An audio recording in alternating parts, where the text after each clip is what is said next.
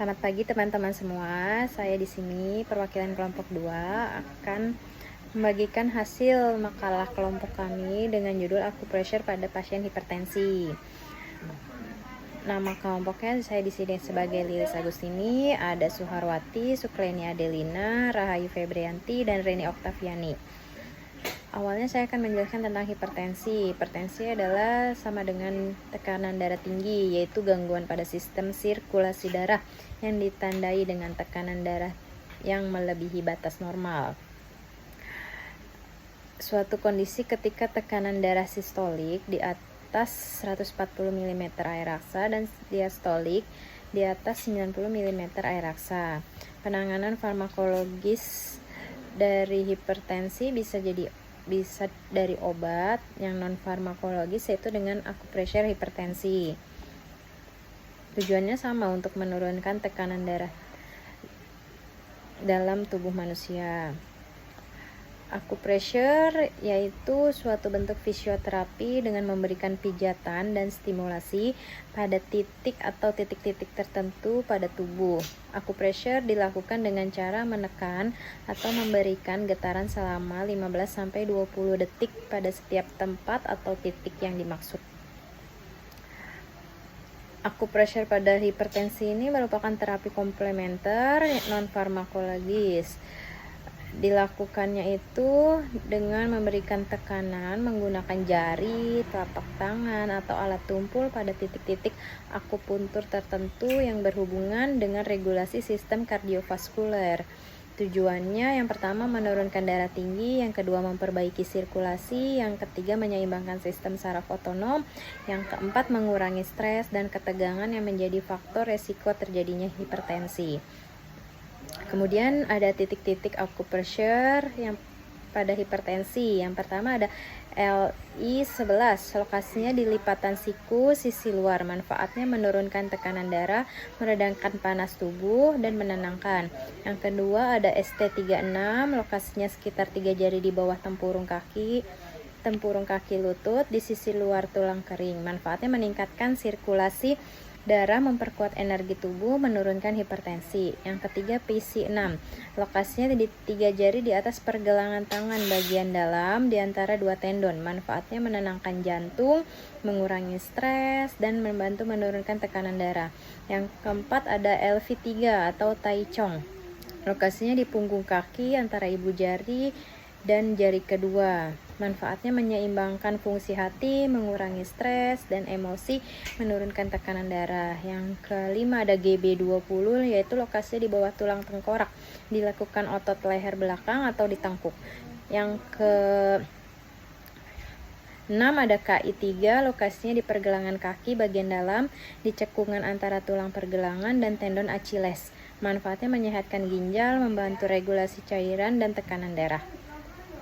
Kelemahan akupressure yaitu ada beberapa ya. Di sini ada 6 ya teman. Yang pertama, efeknya itu tidak instan dan bervariasi. Yang kedua, butuh keterampilan khusus atau ada pelatihannya. Yang ketiga, tidak menggantikan terapi medis utama, yaitu tidak bisa menggantikan terapi farmakologis berupa obat ya. Yang keempat ada keterbatasan bukti ilmiah dan perlu uji klinis. Yang kelima, respon individu berbeda-beda. Yang keenam, potensi salah teknik yang bisa menimbulkan ketidaknyamanan atau memar ringan. Ya, kemudian saya di sini akan menjelaskan tentang analisis jurnal ya. Yang pertama, judul jurnalnya ada efektivitas akupressure pada penurunan skala nyeri pasien hipertensi. Penulisnya ada Sri Haryani Misniarti tahun 2020. Sumbernya Jurnal Kesehatan Masyarakat di Wilayah Kerja Puskesmas Perumnas.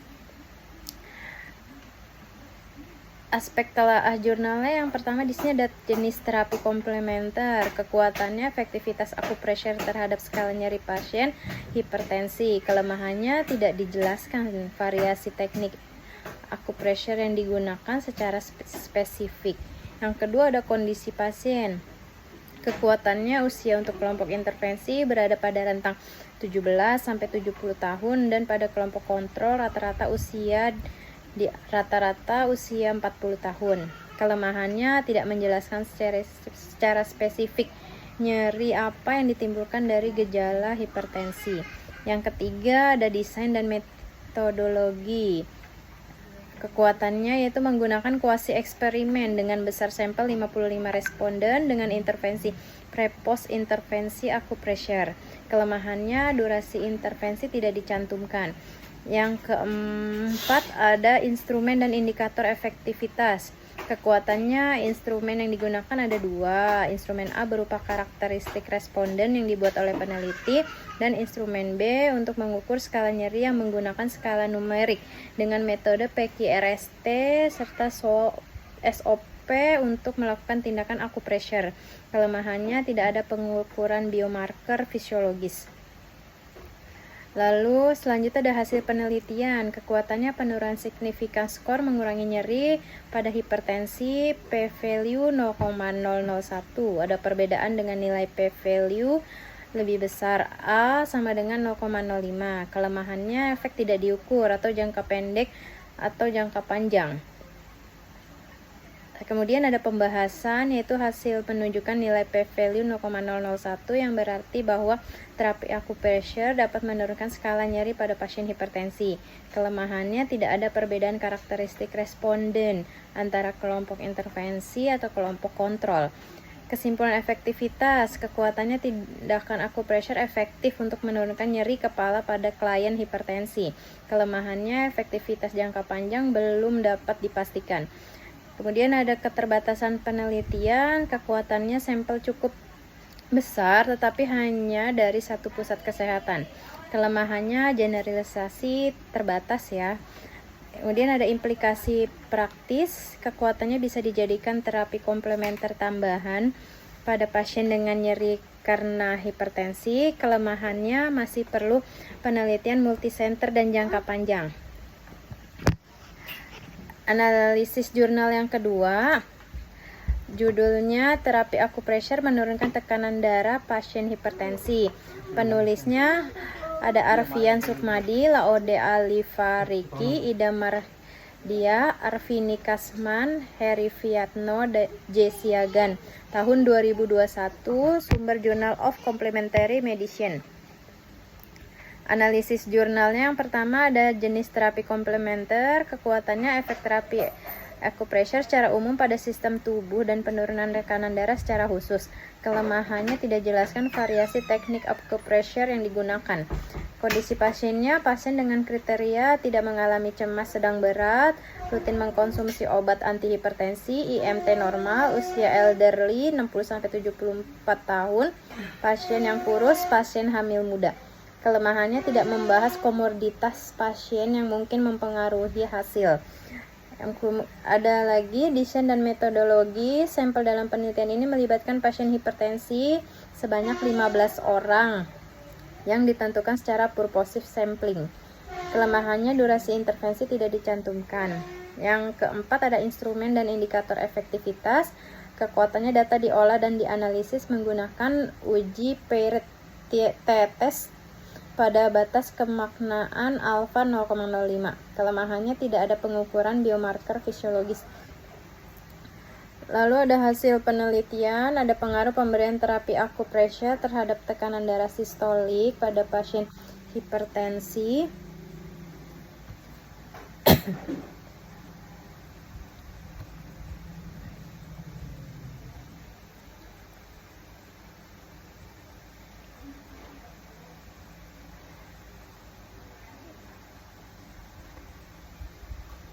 Pada pasien hipertensi, dan nilai-nilai beda min tekanan darah diastolik sebesar 4,78, p-value 0,0000, artinya bahwa ada pengaruh pemberian terapi. Kelemahannya efek tidak diukur jangka pendek atau jangka panjangnya. Pembahasan nilai p-value 0,00 artinya bahwa ada pengaruh pemberian terapi acupressure terhadap tekanan darah diastolik pada pasien hipertensi. Tidak dibahas mengapa sebagian pasien tidak merespon terapi. Kesimpulan efektivitasnya, terapi acupressure efektif dalam menurunkan tekanan darah dibuktikan dengan perbedaan mean artery pressure sebelum dan sesudah terapi sebesar 13,98 untuk sistolik dan 4,78 untuk nilai diastolik dengan p-value sama dengan 0,0000. Kelemahannya, efektivitas jangka panjang belum dapat dipastikan. Kemudian ada keterbatasan penelitian, sampel cukup besar tetapi hanya dari satu pusat kesehatan. Kelemahannya, generalisasi terbatas. Implikasi praktisnya bisa dijadikan terapi komplementer tambahan pada pasien dengan nyeri karena hipertensi. Kelemahannya masih perlu penelitian multi center dan jangka panjang. Lalu yang ketiga, analisis jurnalnya berjudul efektivitas terapi akupressure dalam mengatasi nyeri kepala lansia hipertensi. Penulis Leni Marlina, Yeni Dini Kurata Ayuni, tahun 2024. Sumber Journal of Complementary Medicine. Analisis jurnalnya, yang pertama ada jenis terapi komplementer, kekuatannya terapi akupressure sebagai implementasi keperawatan untuk mengatasi gejala nyeri kepala yang dialami oleh penderita hipertensi. Kelemahannya tidak dijelaskan variasi teknik akupressure yang digunakan. Kondisi pasien, populasi penelitian adalah lansia hipertensi yang mengalami nyeri kepala skala ringan sampai sedang. Kelemahannya tidak dimasukkan data populasi penelitian lansia hipertensi yang mengalami nyeri kepala berat. Desain dan metodologinya, kuasi eksperimen desain non-equivalent control group. Kelemahannya, durasi intervensi hanya 4 minggu.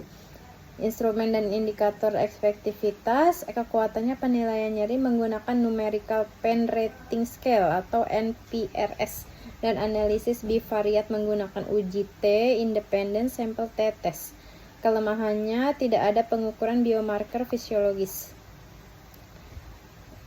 Lalu hasil penelitian, uji statistik menunjukkan ada pengaruh terapi akupressure terhadap tingkat nyeri kepala lansia hipertensi dengan nilai p-value sama dengan 0,0005 p-value. Kelemahannya, efek tidak diukur jangka panjang atau jangka pendeknya. Pembahasan, uji statistik didapatkan p-value 0,0000, p-value kurang dari 0,05, artinya ada pengaruh pemberian terapi akupressure terhadap tingkat nyeri lansia hipertensi.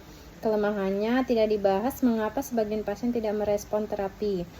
Kesimpulan efektivitas, kekuatannya pemberian terapi akupressure dapat menurunkan tingkat nyeri kepala lansia hipertensi.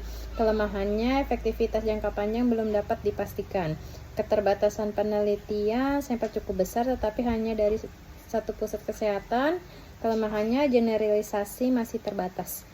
Implikasi praktisnya bisa dijadikan terapi komplementer tambahan pada pasien dengan nyeri karena hipertensi. Kelemahannya masih perlu penelitian multicenter dan jangka panjang. Sekian presentasi dari kelompok 2. Terima kasih.